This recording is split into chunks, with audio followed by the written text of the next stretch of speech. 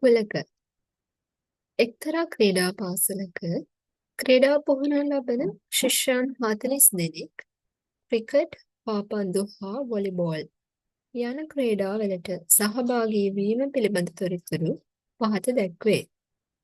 සිසුන් 20ක් ක්‍රිකට්ද, සිසුන් 23ක් පාපන්දුද, සිසුන් 21ක් වොලිබෝල්ද ක්‍රීඩා කරන අතර එක් සිසුවෙක් ඉහත ක්‍රීඩා තුනෙන් එකකටවත් සහභාගී නොවේ. සිසුන් 3 දෙනෙක් ක්‍රිකට් පමණක්ද, සිසුන් 8 දෙනෙක් පාපන්දු පමණක්ද, සිසුන් 9 දෙනෙක් වොලිබෝල් පමණක්ද ලෙස ක්‍රීඩාවලට සහභාගී වේ. තොරතුරු මෙන් රූපයක දක්වන්න. ක්‍රීඩා තුනම සිදු කරන ප්‍රමාණය කොපමණද? අඩුතරමින් ක්‍රීඩා දෙකක්වත් කරන අය කීයක් සිටීද? අපි මුලින් ගණන කියවුවා. මේ ගණන තුළ සඳහන් වන සංඛ්‍යා දත්ත ටික. අපි අපේ පහසුවට මේ සංඛ්‍යාවන් සාරාංශයක් විදියට ලියා ගමු. නැවත ගණන කියවන ගමන් ඒ සංඛ්‍යා සටහන් කර ගනිමු. ඒක අපේ පහසුවට අපි කරන දෙයක්.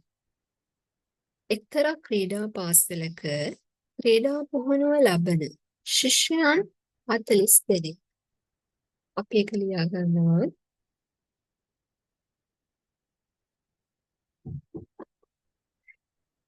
සිසුන් සමාන 40. දිගටම අපි ගණන කියවන්න යමු.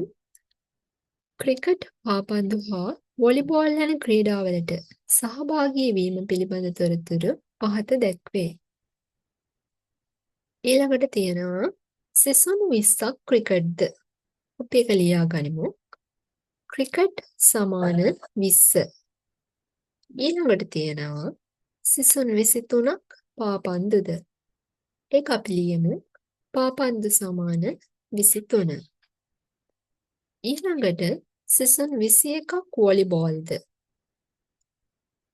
ඒක අපි ලියනවා වොලිබෝල් සමානයි 21. දිගටම ගණන කියවනවා. ක්‍රීඩා කරන අතර එක් සිසුවෙක් ඉහත ක්‍රීඩා තුනෙන් එකකටවත් සහභාගී නොවේ. අපි ඒක කෙටියෙන් සටහන් කරගනිමු. නැති සමාන 1.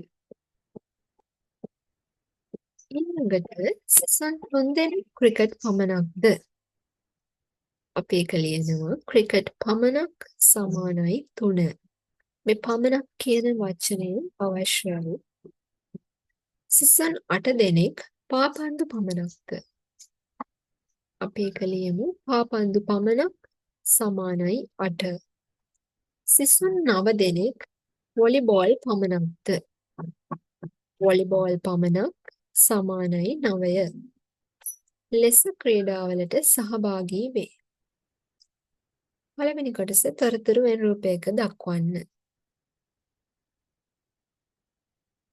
මේ ගණන තුළ සඳහන් වන යම් තරමක් දීර්ඝ විස්තරයක් අපි අපේ පහසුවට ඒක සාරාංශයක් විදියට ලියා ගත්තා. දැන් අපිට මේ ගණන නැවත කියවීම එතරම් අවශ්‍ය නොවෙන්න පුළුවන්. අපිට අවශ්‍ය නැත් අපි ගන්න නැවත බලමු. අපි දැන් කරන්න හදන්නේ මේ සාරාංශය උදව් කරගෙන වෙන රූපයක් නිර්මාණය කරන්න.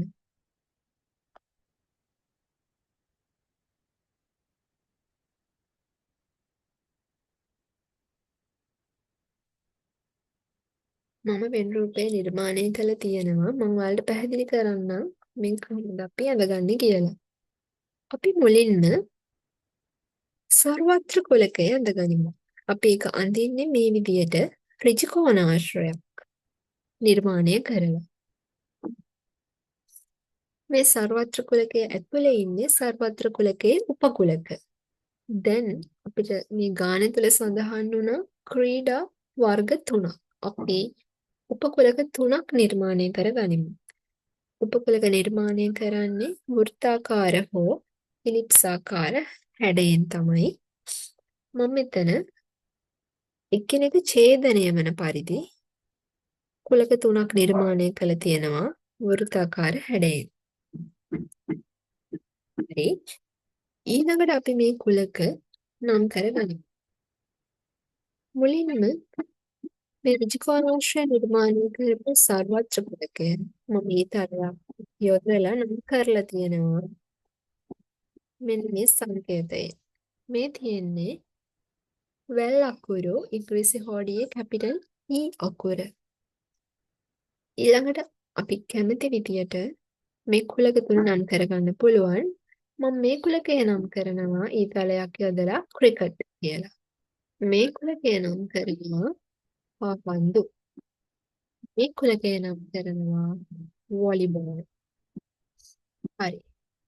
දැන් අපි වෙන් රූපයක් නිර්මාණය කරා. අපි දැන් කරන්න ඕනේ අපි අර කලින් සාරාංශ කරගත්ත දත්ත ටික මේ වෙන් රූපයට ඇතුළත් කරන එක.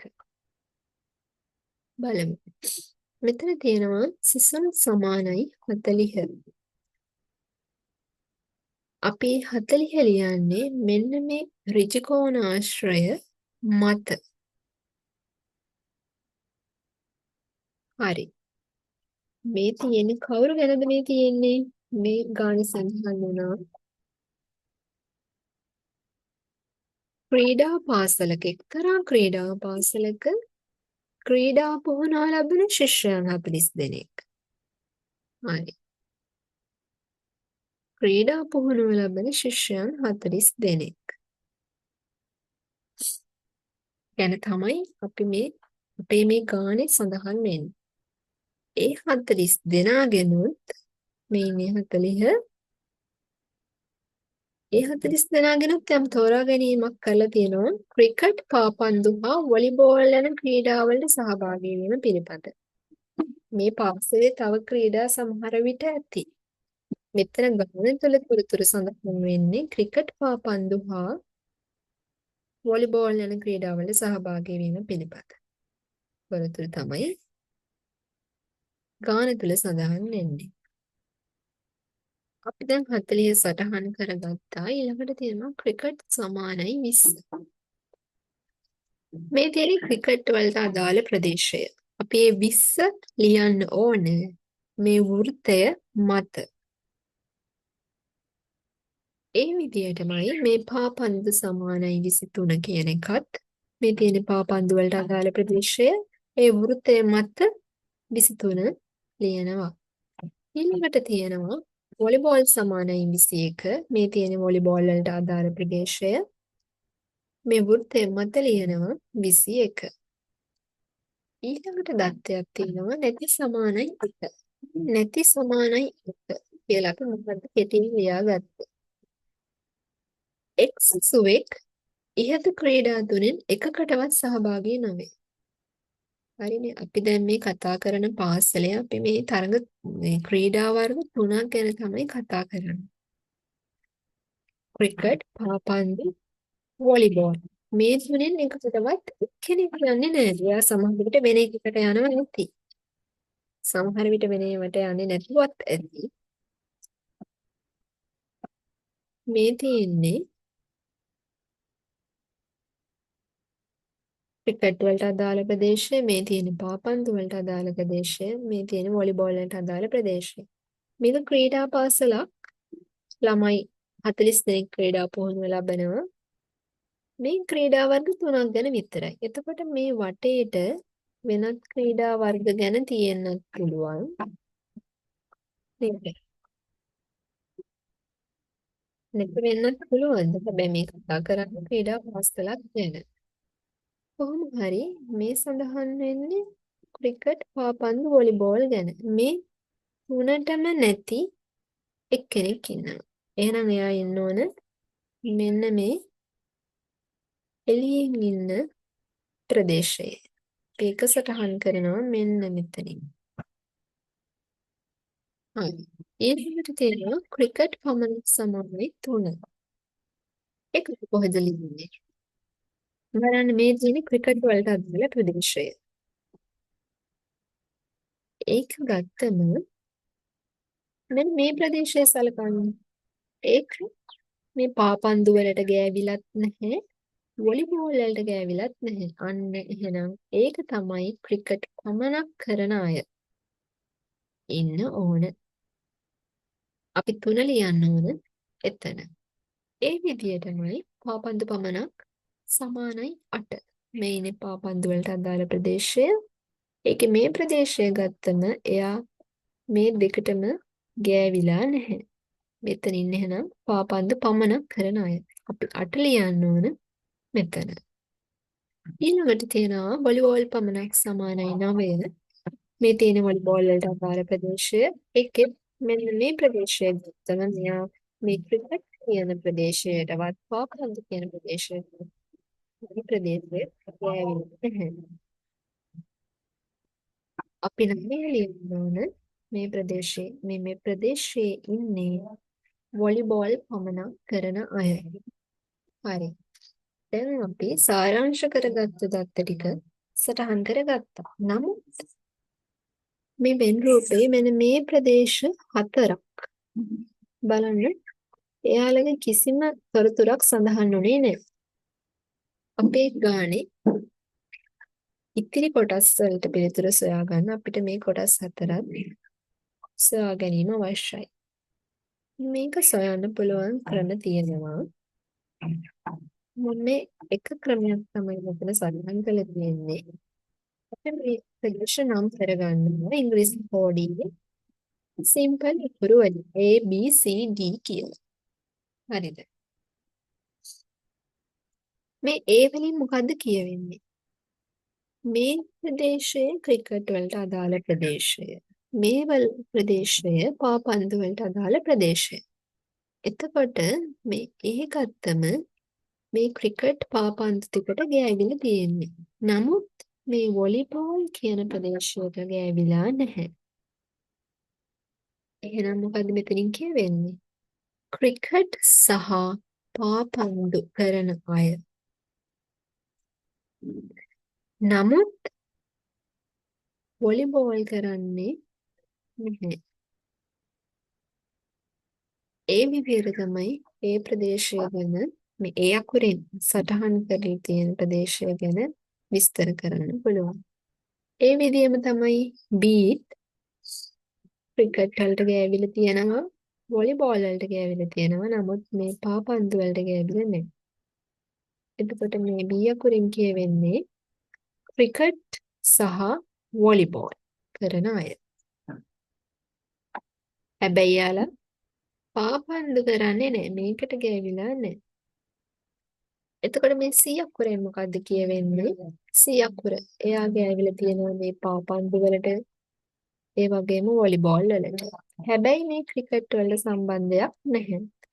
එහෙනම් මේ C අකුරෙන් කියවෙන්නේ පාපන්දු සහ වොලිබෝල් කරන අය. එතකොට D අකුරෙන් මොකද්ද කියවෙන්නේ? මේ D අකුරට අදාළ ප්‍රදේශය මෙන්න මේ කුලක තුනටම සම්බන්ධ වෙලා තියෙනවා. මේ තුනටම ගෑවිච්ච ප්‍රදේශය තමයි මේ D. එහෙනම් මොකක්ද එකෙන් කියවෙන්නේ? ක්‍රිකට්, පාපන්දු සහ වොලිබෝල් ක්‍රීඩා තුනම සිදු කරන අය ඉන්නේ මෙන්න මෙතන D. අපිට ගානේ ඒ විදියටම ප්‍රශ්නයක් අහලා තිබුණා. අපි දැන් පහසු විදියට ගාන හදාගෙන යමු. අපි මේ A B C D හොයාගමු. මුලින්ම අපි ඒක කරගෙන ඉමු. හරි.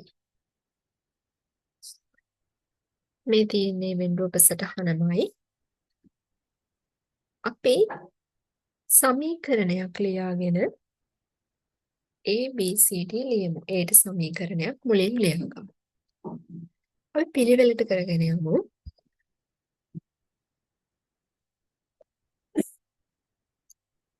මම මෙතන සමීකරණය ලියපු හැටි ඔයාලට පැහැදිලි කරන්න. මේ බලන්න මේ ප්‍රදේශය මේ මුළු ප්‍රදේශයට අදාළ අගය කීයද? මෙන්න මේ අපි රවම මත ලියපු 21 තමයි. මෙන්න මේ කොටස් 4 එකතුව තමයි මේ 21 කියලා තියෙන්නේ. හරිද? 9 B D C වල එකතුව තමයි මේ 21. දැන් බලන්න අපි මේ 21 කියලා දන්නවා මේ ටික ඔක්කොම. එතකොට මේ ටික අපි දන්නවා 3යි කියලා. මේ ටික දන්නවා අපි a කියලා. මේ ටික දන්නවා අපි 8යි කියලා. හරිද? දැන් මේ ටික ඔක්කොම හරි. ඊට පස්සේ මේ එළිය ටිකත් අපි දන්නවා 1යි කියලා. මේ ඔක්කොම ටික කරවිලා සමාන වෙන්න ඕනේ මේ 40ට. අපි දැන් මෙතන සමීකරණ ලියනවා සමාන ලකුණෙන් එක පැත්තක 40 යන විදියට. බලන්න මම ඔය නැවත පැහැදිලි කරනවා. මේ බලන්න මේ ඔක්කොම 21යි. මේ කොටස් හතරම 21යි. ඔන්න මම 21 ලිව්වා. ඊළඟට මේ ප්‍රදේශය 3යි. ඔන්න 3 ලිව්වා. මේ ප්‍රදේශය A ලිව්වා. මේ ප්‍රදේශය 8යි. 8 ලිව්වා. දැන් මේ ටික ඔක්කොම මේ ලියලා තියෙන මේ ටිකමටම තමයි මම මේ 21 ලියලා තියෙන්නේ. මෙයා ලිව්වා, මෙයා ලිව්වා, මෙයා ලිව්වා. ඊළඟට මේ වටේට ඉන්නවා එයාගේ අගය 1යි. එකක් ලිව්වා. ඒ ඔක්කොම සමාන වෙන්නේ මෙන්න මේ 40ට. හරි. දැන් බලන්න මෙතන නොදන්නා පද එකක් ඉන්නවා. හරිනේ. එක සමීකරණයකුත් තියෙනවා. එහෙනම් අපිට නොදන්නා පදේ හොයාගන්න පුළුවන්. නොදන්නා පද දෙකක් තියෙන අපිට සමීකරණ දෙකක් අවශ්‍යයි. දැන් මෙතන එක නොදන්නා පදේ එක සමීකරණය. අපිට පිළිතුර ගන්න පුළුවන්. අපි මේ ටික එකතු කරමු. අපි පිළිවෙලට කරමු. අපි මුලින් ඒ අකුර ලියාගමු. දාන මේ අගයන් ටික එකතු කරමු. 21යි 3යි 24යි. 24යි 8යි 32යි 32යි 1යි 33යි. ඔන්න 33 ලියුවා. ඔයාලට මේක මෙහෙම යටට ලියලා එකතු කරගන්න පුළුවන්. ඊට ඉන්නවා සමාන ඊළඟට ඉන්නවා 40. හරි. දැන් අපි ඒ හොයන්න යන්නේ. කොහොමද ඒ හොයන්නේ? අපි ඒ තනි කරගන්න ඕන එක පැත්තක.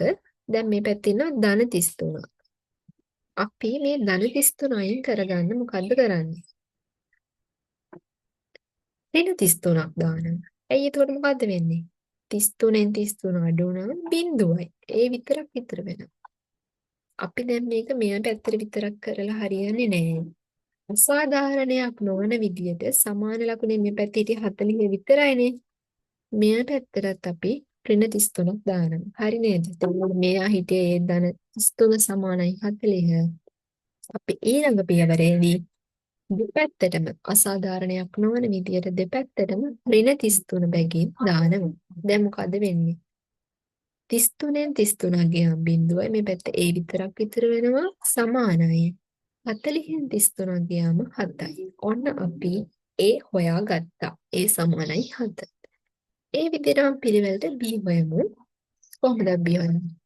බලන්න මේ සම්පූර්ණ කෙනා 23යි. ඒ කියන්නේ A වලයි D වලයි C වලයි 8යි එකතුවම තමයි මේ 23 කියලා දීලා තියෙන්නේ. අපි 23 ලියාගමු. ඊළඟට මේ 9 ලියා ගන්න. මේ ප්‍රදේශ. ඊළඟට මේ ප්‍රදේශයේ B. ඊළඟට මේ ප්‍රදේශයේ 3 ලියාගත්තා. දැන් අපි මේ ඔක්කොම ලියන් තියෙන්නේ. මෙයා ලියාගත්ත මේ ඔක්කොම 23යි, මෙයා 9යි, මෙයා B, මෙයා 3. දැන් මේ ටික ලියාගත්තා. ඊළඟට මේ එළියගේ 1යි. එයත් ලියාගත්තා. ඒ ඔක්කොම ටික එකතු වුණාම සමාන වෙන්නේ කීයටද? මෙන්න මේ 40ට. හරි. අර කලින් එක විදියම තමයි. ඊළඟට අපි B ලියා ගමු. අපිට පහසුයි පටලැන්නේ නැහැ. ධන මේ ටික එකතු කරමු. අපිට පුළුවන් මේ ටික එකතු කරගන්න. පුළුවන් ටික එකතු කරලා ලියා ගන්න ඕනේ. 23යි 9යි 32යි 32යි 3යි 35යි 35යි 1යි 36යි. ඔන්න 36 ලියුවා. ඊළඟට සමාන 40. ඔන්න ලියුවා. දැන් අපිට අර කලින් විදිහටම සමීකරණය විසඳ ගන්න පුළුවන්. මොකද්ද කරන්නේ? B තනි කරගන්න අවශ්‍යයි අපි එහෙනම් දෙපැත්තටම අසාධාරණයක් නොවන විදිහට ධන 36ක් නෙන්නේ B ළඟ. ඍණ 36ක් දැන්. මෙයාටත් 40 නේ ඉතියේ මේ පැත්තේ. එයා පැත්තට ඍණ 36ක් දැම්මා. මොකද්ද වෙන්නේ? 36න් 36ක් අඩු වුණාම බිඳුවයි. මෙතන B විතරක් ඉතුරු වෙනවා. B සමානයි 40න් 36ක් අඩු වුණාම 4යි. අපි B හොයාගත්තා. ඊළඟට අපි C හොයමු. බලන්න දැන් අපි ලස්සනට මේ වටේට රවුමට යනවා. බලමු මේ තියෙන්නේ ක්‍රිකට් වලට අදාළ ප්‍රදේශය කීයද අගය 20යි. 20 කියන්නේ මේ තුනෙත් B වලත් D වලත් A වලත් එකතුව. අපි මේ හතරම වෙනුවට මේ අපි නොදන්න අපද ගොඩක් දාම් සමීකරණ ලියලා පටලව ගන්න අවශ්‍ය නැහැ. අපි මේ ඔක්කොම වෙනුවට 20 ලියා ගන්නවා. ඊළඟට මෙයා 8යි. එයා ලියුවා මෙයා C එයාත් ලිව්වා මෙයා 9 එයාත් ලිව්වා. දැන් බලන්න මේ ඔක්කොම 20යි. එයා ලිව්වා මෙයා 8 ලිව්වා මෙයාගේ C ලිව්වා මෙයාගේ 9 ලිව්වා. ඒ ඔක්කොම ටික ලිව්වා. ඊළඟට මේ වටේට ඉන්නවා එක්කෙනෙක් එයාත් ලිව්වා සමාන වෙනවා මෙන්න මේ 40. අර කලින් දෙක විදියමයි. හරි. අපි දැන් සමීකරණය විසඳමු. අපි මේ නොදන්නා පදය ඔන්න ඉස්සෙල්ලා ලියාගත්තා. ඊළඟට අපි මේ අපිට පුළුවන් ටික එකතු කරලා ලියමු. ධන කීයද? 20යි 8යි 28යි. 28යි 9යි 37යි. 37යි 1යි 38යි. 38 ලියුවා. සමානයි 40. හරි. දැන් මොකද්ද අපිට මේ සමීකරණ කලින් විදිහමයි ඉදිරි කරන්න පුළුවන්. අපිට නැත්තම් මේ විදිහට හිතන්නත් පුළුවන්. C නේද තනි කර ගන්න ඕන. අපි ඔන්න C ලියාගත්තා. සමාන ලිව්ව මේ ධන 38 අපි එහා පැත්තට ගෙනියනවා. එතකොට මොකද්ද වෙන්නේ? ලකුණ මාරු වෙනවා. දැන් මේ පැත්තේ 40 ඉන්නවා. ධන 38 මෙහාට ගියාම ඍණ 38 වෙනවා. හරි දීලා තියෙන්නේ. C තනියම මේ පැත්තේ 40 ඉන්නවා. එයා ඉන්නවා. මේ ධන 38 මෙහි ගෙනල්ලා. ඍණ 38 වෙලා. එතකොට ලකුණ මාරු වෙනවා. C ඉන්නව සමානයි 40 38ට ගන්න 2යි. ඔන්න A B C තුනම හොයාගත්තා.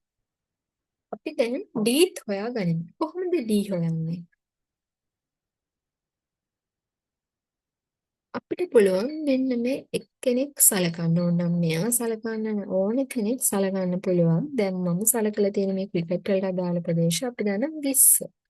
සමාන ලකුණෙන් එක පැත්තකට 20 දාලා 20 මොකටද සමාන වෙන්නේ?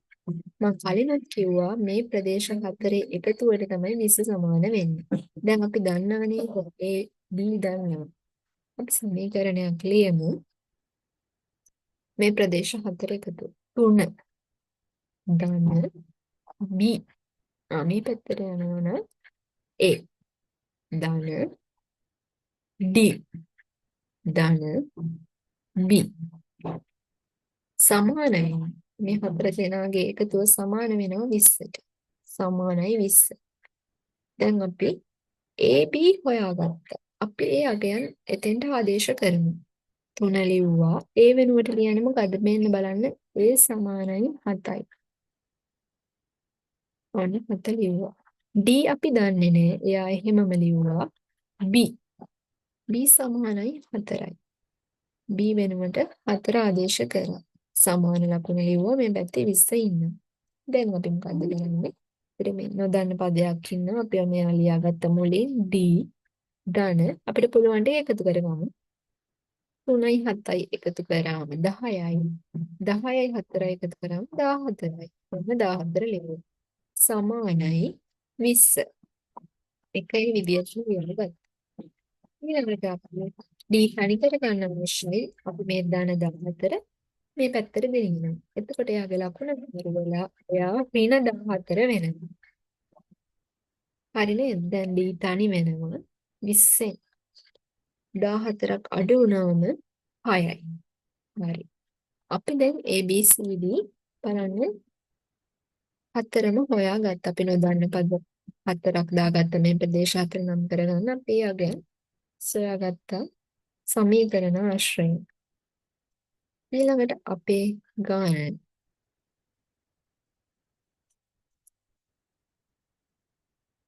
අපිට පළවෙනි කොටසේ තිබ්බ තොරතුරු යුරෝපයට දක්වන්න. අපි දීපු තොරතුරු ටික දක්වුවා මුලින්ම. ඊළඟට අපි ABCD කියලා අපි අගයන් දන්නේ නැති ප්‍රදේශ හතරක් තිබුණා. ඒක අපි නම් කරගෙන පියාගෙනුත් හොයාගත්තා. දැන් අපි පිළිතුරු වලට යමු. පළවෙනි කොටස හරි. මේක සම්පූර්ණ කරා. ඊළඟට තියෙනවා අපි ප්‍රශ්නය අහලා තිබ්බා ක්‍රීඩා තුනම සිදු කරන ප්‍රමාණය. මම ඔයාලට කලිනුත් මේ වෙන් රූපසටහනේ ප්‍රදේශ විස්තර කරා. ක්‍රීඩා තුනම සිදු කරන ප්‍රමාණය මෙතන දක්වලා තියෙනවා අපි සංකේතයකින්. මොකද්ද? B. මේ තුනටම ගෑවිච්ච ප්‍රදේශයේ මේ ඉන්නේ. එයා තමයි එයා D කියලා අපි නම් කරා. එයාගෙන් විස්තර වෙන්නේ ක්‍රීඩා තුනම සිදු කරන අය. කීයද අපි අගයත් හොයාගත්තා 6යි. අපි උත්තරේ ලියාගත්තා. අවසාන කොටස තුන්වෙනි කොටස ඒකේ තිබ්බේ අඩු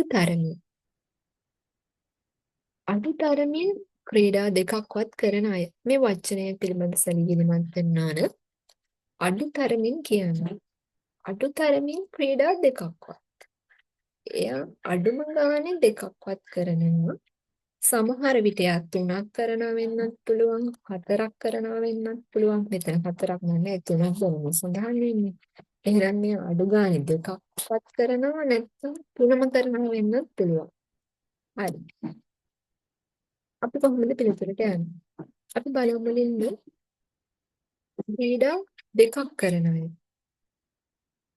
මම විස්තර කරා. මේ බලන්න ක්‍රිකට් පාපන්දු දෙක කරන අය මේ මෙතන ඉන්නේ. එයාට වොලිබෝල් එයාලා වොලිබෝල් කරන්නේ නෙමෙයි. හරි නේද? මේ තියෙන්නේ ක්‍රීඩා දෙකක් කරන ප්‍රදේශය. ඒ විදිහටමයි මේ තියෙන්නේ. ඔයාලට නැවත අහන්න පුළුවන් විස්තර කරා මේ B වලින් කියවෙන්නේ ක්‍රිකට් වොලිබෝල් කියන දෙක කරන අය ඉන්න ප්‍රදේශය. C වලින් කියවෙන්නේ පාපන්දු වොලිබෝල් කියන දෙක කරන අය ඉන්න ප්‍රදේශය. දැන් හරියට අඩුතරමින් දෙකක්වත්. අපිට පුළුවන් ABC කියලා තියෙන ප්‍රදේශ තුනේ අගයන් තුන ගන්න. ඔන්න අපි ලියුවා A බොන B බොන C. දැන් ඔය අඩුතරමින් දෙකක්වත් කියමු අපි කියුවනේ. සමහර විට තුනක් කරන්නත් පුළුවන්.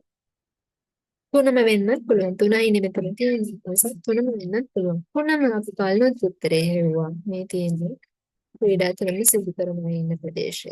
මෙයක් මේ පිළිතුරට එකතු කරන්න පුළුවන්. දැන් අපි දන්නවා ABCD අපි හොයාගෙන තියෙනවා A සමානයි 7යි, B සමානයි 4යි, C සමානයි 2යි, D සමානයි 6යි. 7යි 4යි 1යි 11යි 2යි එකතු කරගන්න 13යි 13යි 6යි එකතු කරගන්න 19යි. හරිද?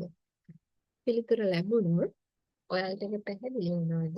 මම මේ කලින් මේ ප්‍රදේශ විස්තර කරා. මේ A වලින් B වලින් C වලින් කියවන ප්‍රදේශත් D වලින් කියවන ප්‍රදේශයත් ඉතින් එකතු වෙන්න ඕනේ.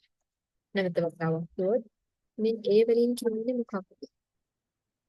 ක්‍රිකට්. ඒ වගේම පාපන්දු කරනවා.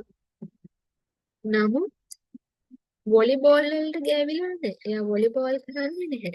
ඒ කියන්නේ ක්‍රීඩා දෙකක් පමණයි මේ කරන්නේ. ඒ විදිහට මෙතනක් තියෙන්නේ ක්‍රීඩා දෙකක් පමණයි. මෙතනක් තියෙන්නේ ක්‍රීඩා දෙකක් පමණයි. හරි නේද? ඒ වගේම මේ ඉන්නේ ක්‍රීඩා තුනම කරන අය. ඒ ප්‍රදේශ හතරම එකතු වුණාම තමයි තුන්වෙනි කොටසට පිළිතුර ලැබෙන්නේ. හරි.